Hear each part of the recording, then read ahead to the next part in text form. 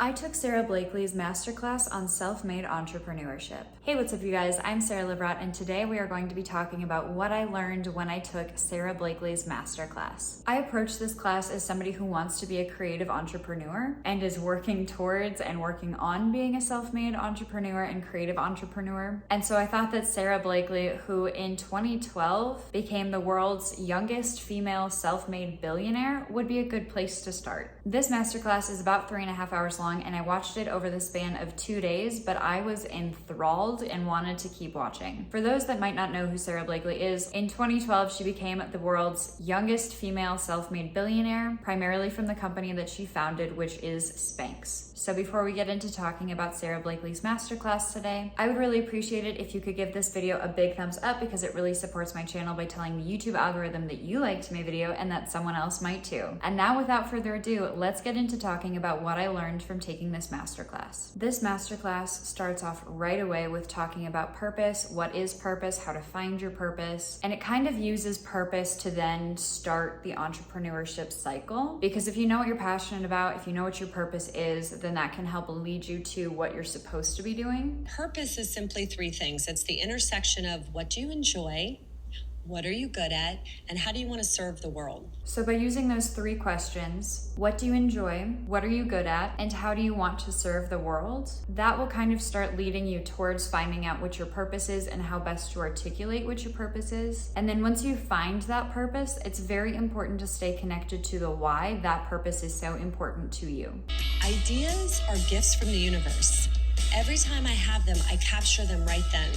The more that you write it down and pay attention to them, the stronger the gift and the connection will become, and you will start being flooded with more and more ideas. In the lesson called Developing Your Big Idea, Sara Blakely talks a lot about ideas and how to develop ideas and how to get the ideas in the first place, because without an idea, you don't necessarily have anywhere to start. So one of the things that she first recommends is to figure out where you get your best ideas. For Sara Blakely, that's typically in her car. And so even though she lives less than 10 minutes from her office, she will wake up an hour early and drive around for an hour before she goes into the office, just because that's when she does her best thinking. For me, I know that I do my best thinking while I'm out in nature and hiking, which is one of the big reasons that I moved to Utah in the first place. But whenever I'm out in nature, whenever I'm hiking up a mountain, I have so much time to think. And so I will just think through so many things. And I've come up with a lot of really great ideas during my hikes, and I always pull out my phone or a notebook while I'm on my hikes to jot down whatever ideas I'm coming up with, because I don't want to lose any of them. And this is another thing that Sara Blakely suggests, is writing down every single idea that you have, and then prioritize your ideas and filter out your ideas until you can kind of boil it down to what you think are the best ideas. She also recommends naming it early. So for her, naming her product Spanx was very important, because writing down a goal helps you work towards it, and so naming your product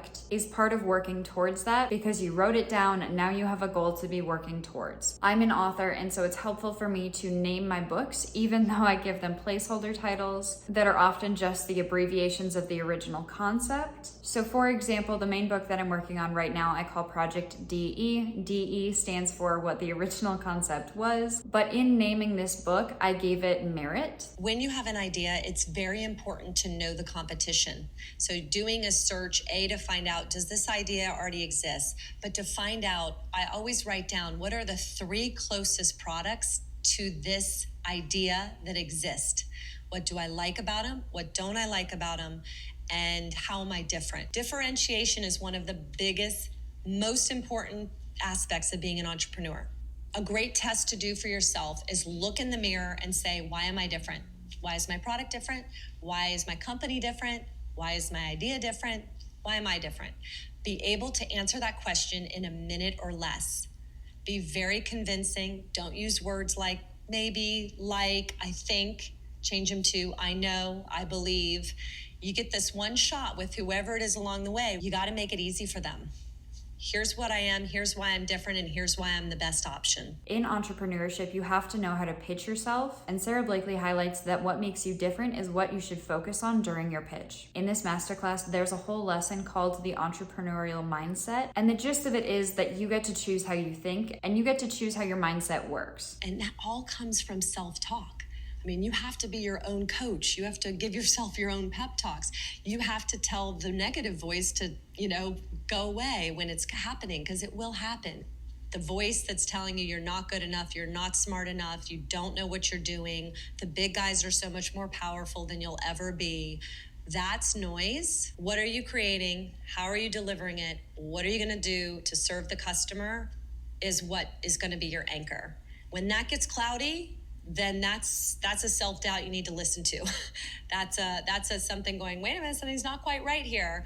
But all of that, just beating yourself up about your own capability and your own competency, that's something you really need to regulate, because it really can stop you from pursuing your journey. So I find that your ability to become an entrepreneur will be completely related to your ability to control your own thoughts and to have your mindset serve you and propel you forward every chance you get instead of hold you back. Sara Blakely talks about the importance of mindset and visualization, and as a part of visualization, she talks about setting an intention by using a snapshot and then taking action immediately to get you to where your snapshot says that you should be. So Sara Blakely's snapshot was being on the Oprah Winfrey Show. She didn't know how she was going to get there. She didn't know anybody that knew Oprah. She didn't know Oprah. Oprah didn't know of her at that point in time, but she set the intention by setting the snapshot that she was going to be on Oprah's show, and lo and behold, a couple years later, she was. But for her, it was setting that intention and then immediately starting to work towards it. I took action immediately. Take that snapshot of where you want to end up,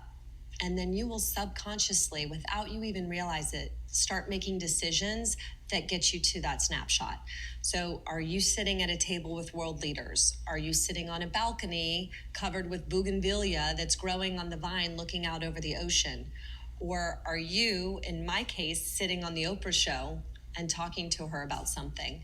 And that was my visualization. I set that visualization when I was in college. So for me, like I said earlier, I am an author. I want to be a published author. Haven't done that quite yet, but I'm working towards it. And a couple of years ago, I had two instances where, without even realizing it, I set snapshots for myself into my brain. One of them was at BookCon in Chicago in 2015. I got to go there on a weekend trip with my mom, and just walking into the expo hall and seeing how many people had shown up to see their favorite authors and get their favorite authors to sign their books, and the fact that they had rented out the largest expo hall in Chicago to host this thing, honestly made me tear up because of how badly I wanted to be one of the authors doing a signing at BookCon. So that was one of them. And then the other one was a couple years after that. I went to Scotland, and I want to say that was in 2017, but I studied abroad in Paris, and then I went to Scotland on a weekend trip. And while I was in Scotland, I went to the Waterstones bookstore, which is the signing destination in Scotland for UK book signing tours. And I took a picture of myself in front of Waterstones because I knew that I wanted to be able to compare that picture to the day that I actually get to go to that Waterstones bookstore to do a signing of one of my books. And those are two huge snapshots that are in my brain that I set unintentionally years ago. And again, I'm still working towards them. And so this part of the masterclass was really cool to hear because those two things popped up immediately into my brain that I had already set these snapshots years ago without realizing what I was doing. So one of the most important things I've learned as a key to success is aiming high.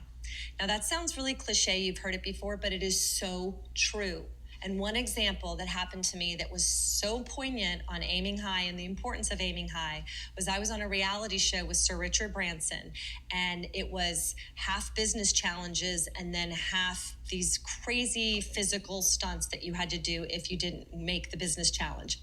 And in one of these stunts, our whole team was asked to stand on the edge of a cliff in Victoria Falls in Africa, and our partner was dangling on a crane 10 feet out from the edge of the cliff.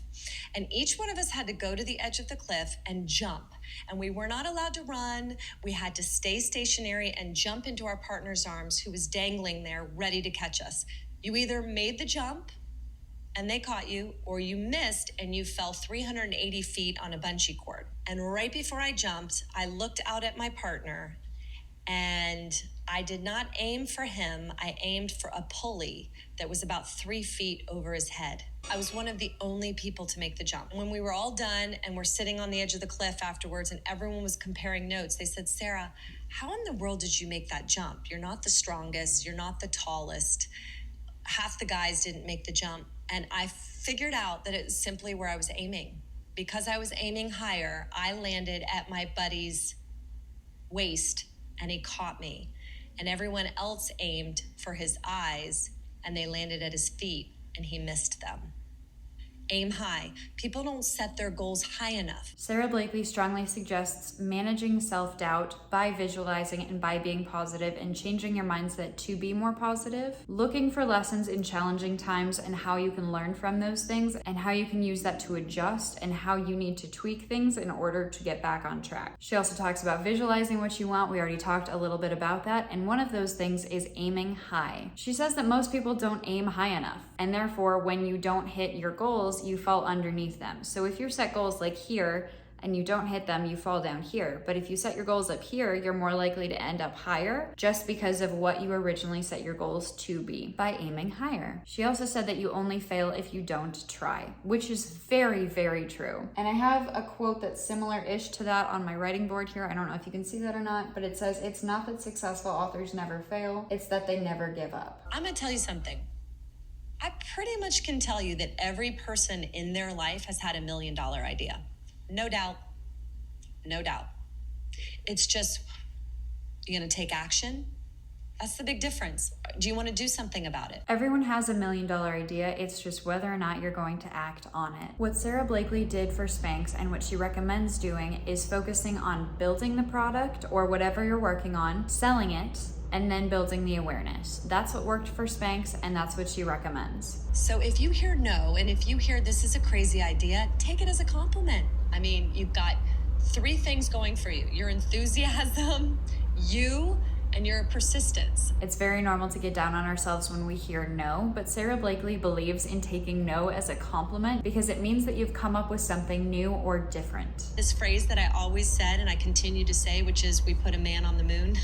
Like, we put a man on the moon, maybe we could figure this out and maybe we could try it a different way. In the lesson in this masterclass called Sell It, Sara Blakely says, you know your pitch is successful because they buy it. If not, you iterate. Sara's tips in this lesson are understanding your audience, focus on what's in it for them, and face your fear through practice. The only way you're going to get better at selling is to continue to practice selling and on focusing on what's in it for them. That could be your buyer, your reader, your listener, whatever. Focus on what's in it for them and why they want your product. You know if your pitch works, if it's successful.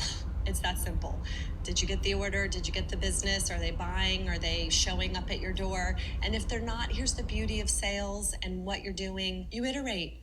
You iterate.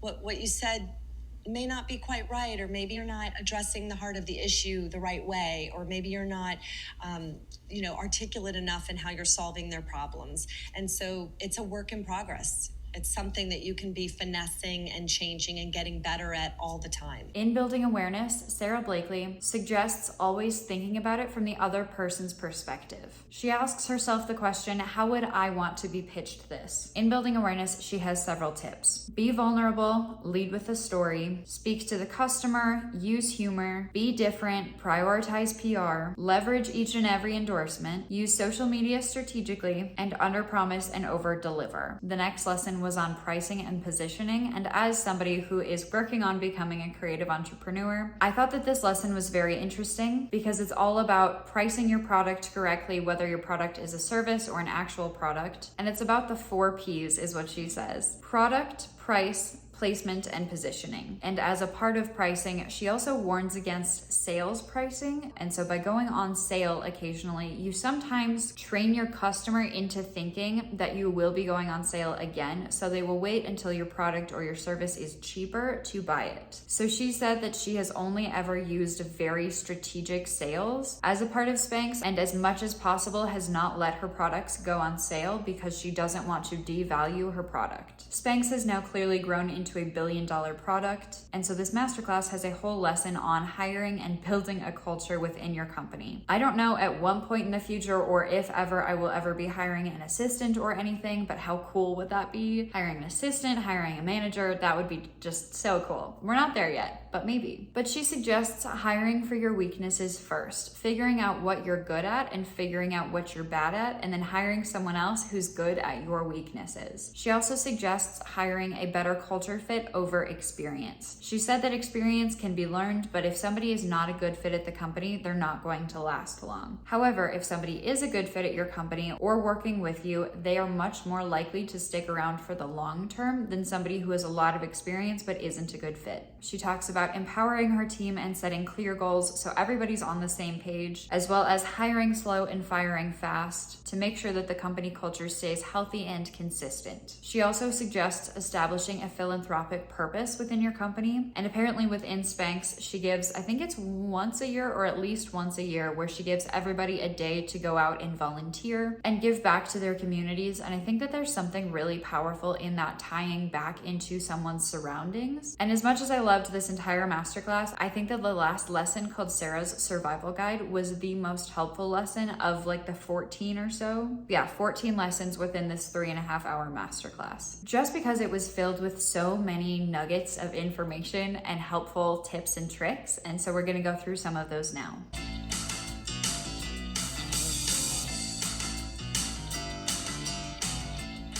Also, can we take a moment to appreciate the fact that she spells Sara the same way that I spell Sarah? I just think that's fun. She goes into actually more helpful tips like building a support system and how important a support system around you is. So as a writer, I have built up a writing community, both within my friend circles and over on Instagram and here on YouTube, where it's just a network of other writers going through similar situations. So it makes the writing journey feel less lonely. And in getting to talk to my writing friends about writing and getting to see their wins and what they're accomplishing, it inspires me to continue to work on mine. So building a support system is necessary in making sure that you can achieve your goals. It's important to take calculated risks. Yes, we're entrepreneurs. We're starting our own business. We are risk takers by nature, but we are smart risk takers. We are calculated risk takers. Take calculated risks. This is something that I've talked a lot about in my personal life, not necessarily here on YouTube, but it seems like I really think about the next steps that I'm going to be taking and potential risks before I actually act on something. So I was thinking about moving out to Utah for probably about 2 years before I actually did it. And it felt like a really spontaneous decision when it happened, but in talking to my therapist, she was very kind in reminding me that it was a very calculated decision. It just felt spontaneous because that's when I finally got around to doing it, but it was something that I had fully calculated and I had fully weighed all of the pros and cons and the risks and rewards of it. And so when I decided to make that decision, I was ready. I'm also applying this to a couple areas in my life right now and taking calculated risks, and I can't talk about them right now, but hopefully I will be able to in the future. The other day I read a quote that Jeff Bezos asked Warren Buffett how come nobody copies his investing philosophy. He said, Warren, it's so easy and simple. How come everybody doesn't copy it? And Warren said, because nobody wants to get rich slow. I feel like a lot of being an entrepreneur is similar. People are looking for that. I want to be a $100 million company in the first year, and I'm going to raise as much money as I possibly can. And just check in with yourself on that. Be willing to start small. No one wants to get rich slow, which then reminded me of another quote that's something along the lines of, everybody wants to get rich quick, but they don't realize that quick is 10 years and not 1. This also reminded me of this quote that I have on my writing inspiration board that says, most people overestimate what they can do in 1 year and underestimate what they can do in 10 years. Good things take time, and it's important to understand that, and it's important to be willing to start small and just get started in order to work your way up to the bigger things and actually making a living off of whatever you're doing or making a killing off of whatever you're doing. But it's important to start small if that's what just gets you started. How you can measure success for yourself is ask yourself this question at the end of the day. Did I spend the majority of today doing what I'm best at? And if you didn't, there's changes to be made. I absolutely loved this question. How you can measure success for yourself is ask yourself this question at the end of the day. Did I spend the majority of today doing what I'm best at? Or I'm gonna take this as doing what I love. This is a huge part of the reason that when I set my 6-month goals, I decided to have 2 priorities, and that is writing and hiking. I knew that I wanted to be able to ask myself at the end of every day if I had done either of those things, and even better if I had gotten to do both of those things that day. And it has really helped clear up a little bit of my mental fog of all of the things that I feel like I should be doing, and really focus on those 2 as my top 2 priorities. The main thing I've learned from being an entrepreneur is you just learn as you go. And if you're waiting until you've got it all figured out, you're going to be waiting forever. We all of us are learning as we go. 20 years in, I'm still learning as I go. And the difference is we just have enough confidence. You have to find the confidence within yourself to be willing to do that.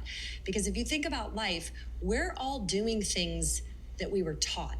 Pretty much everything you're doing in your life is because either someone taught you how to do it or you observe somebody else do it. So I like to do this mental exercise where I say, close your eyes, and if nobody showed you how to do your job, how would you be doing your job?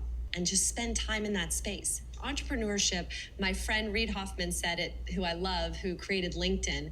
He said it best. It's throwing yourself off of a cliff and assembling the plane on the way down. People often ask, where does courage come from? How do you get courage? How do you cultivate it? I think it's really important to think of it this way, that we all have fears. Nobody is fearless. People will say to me, Sara, you're fearless. I want to be like you. I said, I am not fearless at all. I'm afraid of heights. I'm afraid to fly. I'm often afraid to public speak. Like, where do you want me to begin?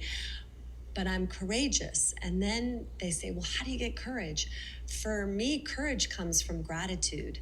It comes from such a deep gratitude of who I am, the opportunity that's been given to me. And I often look at my mom and my grandmother and the women that came before me and think they were not given these same opportunities. My mom was given the opportunity to be, 3 or 4 things.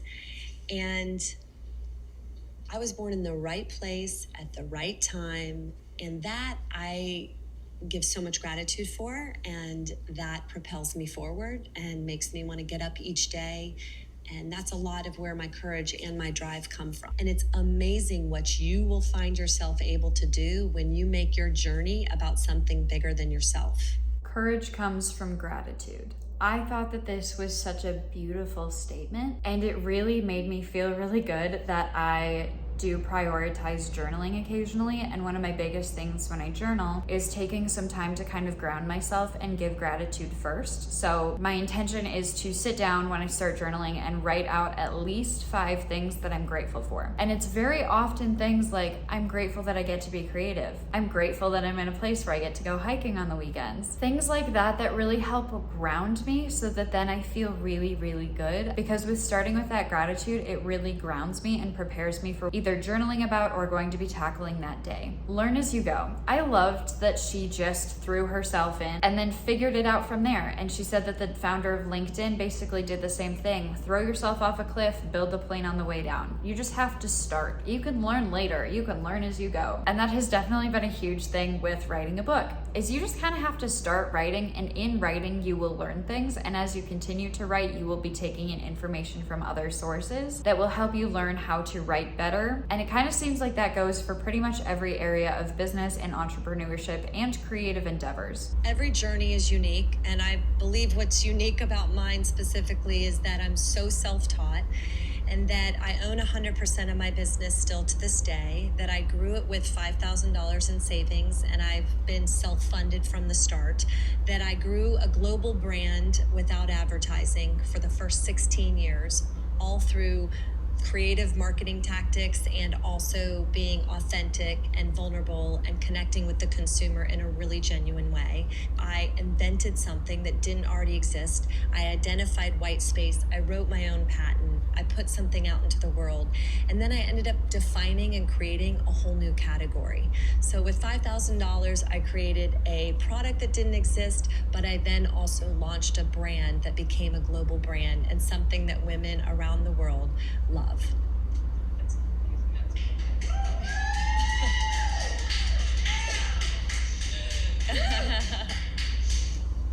Okay, don't make me cry. I'm like about to cry because I'm like, holy shit, how did I do that?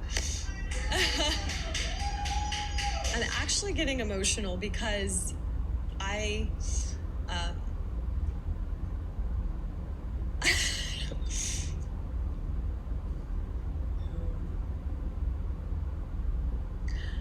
think one of the best parts about my journey is being able to share it. And if I have the opportunity to inspire somebody else and to encourage you to know that you have what it takes as well, to go out there and give it a try and to continue to believe in yourself, then there's nothing greater than why I'm here and what this is all about.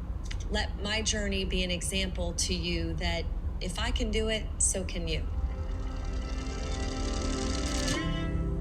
That very lovely closing thought brings us to the end of Sara Blakely's masterclass on self-made entrepreneurship, but I really enjoyed this masterclass. I mean, if that's not inherently obvious. I love how she ended it on the note of, if she can, you can too. And it was just so incredibly positive and encouraging to watch this. And so I want to know down in the comments below what part of this video was your favorite, what lessons you learned from watching this video of Sara Blakely's masterclass. If you are interested in watching this masterclass or any others, I do have an affiliate code linked in the description box below. It does not change the price for you guys, but it does help support me if masterclass is something that you guys want to get. So I'll make sure that I leave that link down below. Thank you guys so much for watching this video. I'm really glad that you made it this far. You clearly enjoyed it, so you should go ahead and give it a big thumbs up if you have not already, because again, it helps tell the YouTube algorithm that you liked this video and that someone else might too. If you enjoyed this video and you want to see more like it from me, or if you want to follow me along my journey, make sure you hit that big red subscribe button, because I am posting videos twice a week, typically on Mondays and Thursdays, but sometimes it's Tuesdays and Fridays. And with that, thank you guys so much for watching. I'm Sara Lubratt, and I will see you guys in the next video. Bye.